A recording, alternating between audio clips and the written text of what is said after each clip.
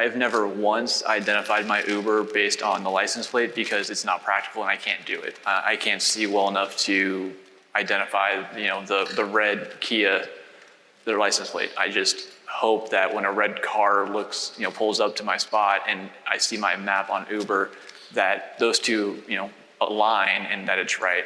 So car identification would be a huge benefit and a huge example of technology and like a ride-sharing service kind of unifying to meet a need that the community really has.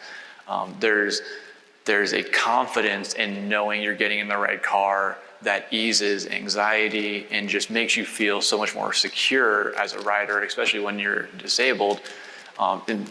Even if you're not disabled, there's a confidence in, a female rider knowing that she's getting in the right car when she is leaving a bar in Brooklyn at, 1 o'clock in the morning.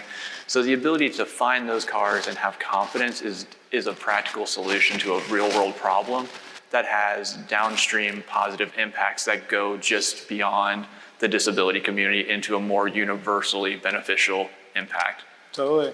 Yeah, and is that, if you look at haptic technology, like it took me 15 minutes at Austin Airport to find my car. I have okay vision, but I still struggled. Sorry, go ahead. I was gonna say, so I came out of the same airport and I had a little bit of background knowledge, which kind of helped, and I have no problem asking for help. But I was looking for a dark red car, and from where I was standing at my rideshare pickup, a dark red car looked really similar to a black car or a blue car just because of how dark the garage we were in was.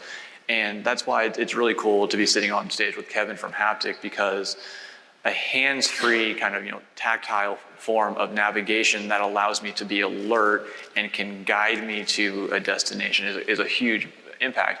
And one of the most important things to me that his company that he's talked about has done is thought about accessibility and inclusion from the beginning.